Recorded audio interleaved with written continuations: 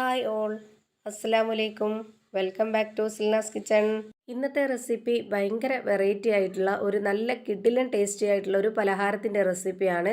പടവലങ്ങ വെച്ചിട്ടാണ് ഈ ഒരു പലഹാരം തയ്യാറാക്കിയെടുക്കുന്നത്. ബ്രേക്ക്ഫാസ്റ്റ് ആയിട്ടും സ്നാക്സ് ആയിട്ടും കറികളില്ലാതെയും കറികളോടുകൂടിയും കഴിക്കാൻ പറ്റുന്ന ഒരു കിഡിലൻ ഐറ്റം ആണ്. അപ്പോൾ ഇതെങ്ങനെയാണ് തയ്യാറാക്കുന്നതെന്ന് വീഡിയോ ഫുള്ളായിട്ടൊന്ന് കണ്ടു നോക്കാം. അപ്പോൾ ഇതിനു വേണ്ടി ഞാനിവിടെ എടുത്തിട്ടുള്ളത് ഇതുപോലെ 2 കഷ്ണം പടവലങ്ങയാണ്. ഇതിൻ്റെ തൊലിയൊക്കെ കളഞ്ഞിട്ട് നന്നായിട്ട് കഴുകി എടുത്തിട്ടുള്ളതാണ്. ഇനി ഇതിൻ്റെ ആ ഒരു നടുഭാഗത്തുള്ള സംഭവം ഒന്ന് മാറ്റിയെടുക്കാം.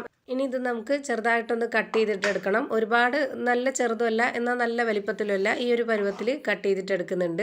ഈ വീഡിയോ കണ്ടുകൊണ്ടിരിക്കുമ്പോൾ തന്നെ നമ്മുടെ സിൽനാസ് കിച്ചൺ ചാനൽ ആദ്യമായിട്ട് കാണുന്നവരാണെങ്കിലും ഇതുവരെയും കണ്ട് സബ്സ്ക്രൈബ് ചെയ്യാത്തവരാണെങ്കിലും പ്ലീസ് ഒന്ന് സബ്സ്ക്രൈബ് ചെയ്തേക്കണേ. ഒപ്പം തന്നെ ഈ വീഡിയോസ് നിങ്ങൾക്ക് ഇഷ്ടപ്പെടുകയാണെങ്കിൽ ഒരു ലൈക്ക് ചെയ്യാനും മറക്കരുത്. അപ്പോൾ ഞാനിവിടെ എടുത്തിട്ടുള്ള ഈ ഒരു മുഴുവൻ പടവലങ്ങയും ഇതുപോലെ കട്ട് ചെയ്തിട്ടെടുത്തിട്ടുണ്ട്. ഇനി നമുക്കിതൊരു മിക്സിയുടെ ജാറിലേക്ക് ഇട്ട് കൊടുക്കണം. അപ്പോൾ കട്ട് ചെയ്തെടുത്തിട്ടുള്ള ഈ ഒരു പടവലങ്ങ ഞാനിപ്പോൾ അളന്നെടുത്തപ്പം 250 ml കപ്പിന്റെ അളവിൽ 1 കപ്പ് നിറയെ ഉണ്ട്. ഇത് മുഴുവനായിട്ടും ഞാൻ ഈ ഒരു മിക്സിയുടെ ജാറിലേക്ക് ഇട്ട് കൊടുക്കുന്നുണ്ട്. ഇനി ഇതിലേക്ക് ഒഴിച്ചു കൊടുക്കേണ്ടത് 1/2 കപ്പ് അളവിൽ 1 കപ്പ് വെള്ളമാണ്. ഇനി അടുത്തതായിട്ട് ഇതിലേക്ക് വേണ്ടത് കുതിർത്ത് വെച്ചിരിക്കുന്ന തുവരപ്പരിപ്പാണ്. 1/2 കപ്പ് അളവിലുള്ള തുവരപ്പരിപ്പാണ് ഞാൻ നന്നായി കഴുകിയെടുത്തതിന് ശേഷം വെള്ളത്തിലിട്ട് കുതിർത്ത് വെച്ചിരുന്നത്. 1 മണിക്കൂർ ആയപ്പോഴത്തേക്ക് ഇത് നന്നായിട്ട് കുതിർന്ന് വന്നിട്ടുണ്ട്. ഞാൻ എടുത്തിട്ടുള്ള ഈ ഒരു പരിപ്പിന്റെ അളവനുസരിച്ചാണ് ബാക്കിയുള്ള എല്ലാ ഇൻഗ്രീഡിയൻസിന്റെ അളവും എടുക്കുന്നത്. അപ്പോൾ നിങ്ങൾ എത്രയാണോ പരിപ്പ് എടുക്കുന്നത് അതിനനുസരിച്ച് വേണം ബാക്കിയുള്ള എല്ലാ ഇൻഗ്രീഡിയൻസിന്റെ അളവും കൂട്ടിയും കുറച്ചൊക്കെ എടുക്കാനായിട്ട്. അപ്പോൾ ഈ ഒരു പരിപ്പ് നന്നായിട്ട് കുതിർന്ന് വന്നപ്പം കറക്റ്റായിട്ട് 250 ml കപ്പിന്റെ അളവിൽ 1 കപ്പ് പരിപ്പ് കിട്ടിയിട്ടുണ്ട്. ഞാനിപ്പോൾ ഇത് മുഴുവനായിട്ടും ഇതിലേക്ക് ഇട്ട് കൊടുത്തിട്ടുണ്ട്. ഇനി ഇതിലേക്ക് ഇട്ട് കൊടുക്കേണ്ടത് 3 അല്ലി വെളുത്തുള്ളിയാണ്. പിന്നെ ഇനി ഇതിലേക്ക് ഇട്ട് കൊടുക്കുന്നത് ഇതുപോലെ 2 സ്പൂൺ അളവിൽ സാമ്പാർ പൊടിയാണ്.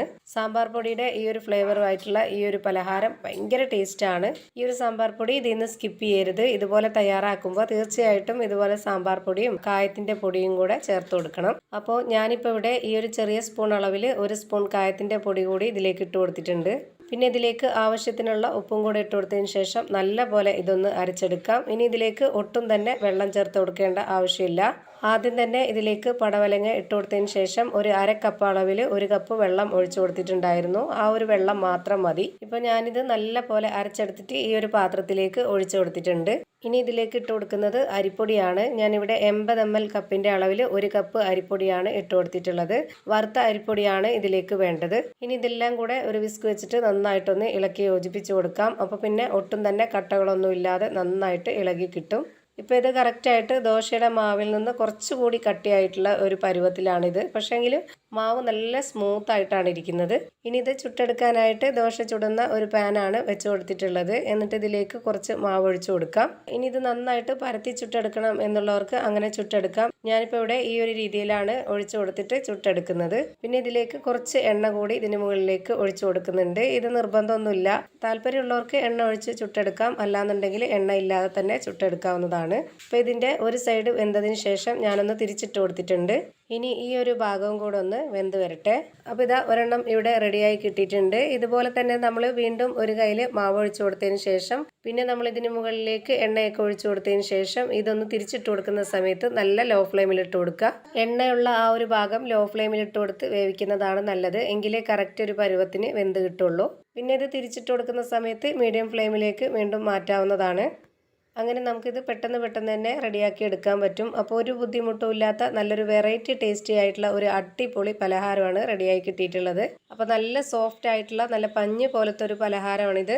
ഇത് നമുക്ക് ബ്രേക്ക്ഫാസ്റ്റ് ആയിട്ടും സ്നാക്സ് ആയിട്ടും കറികളോടുകൂടിയും കറികളില്ലാതെയും ഒക്കെ കഴിക്കാൻ പറ്റിയ ഒരു നല്ല ഐറ്റമാണ്. അപ്പോൾ ഇത്രയേ ഉള്ളൂ ഇന്നത്തെ വീഡിയോ. വീഡിയോ ഇഷ്ടമായാൽ ലൈക്ക് ചെയ്യാനും കമൻറ്റ് ചെയ്യാനും ഷെയർ ചെയ്യാനും മറക്കരുത്. അതുപോലെ തന്നെ ഞാനിടുന്ന പുതിയ വീഡിയോസ് നോട്ടിഫിക്കേഷനായിട്ട് കിട്ടുന്നതിന് വേണ്ടി സബ്സ്ക്രൈബ് ചെയ്ത് ബെല്ലൈക്കൺ അമർത്തി അതിൽ ഓൾ എന്ന ഓപ്ഷൻ എനേബിൾ ചെയ്ത് കൊടുക്കാനും മറക്കരുത്. പുതിയൊരു വീഡിയോയുമായി വീണ്ടും വരും. Thank you for watching.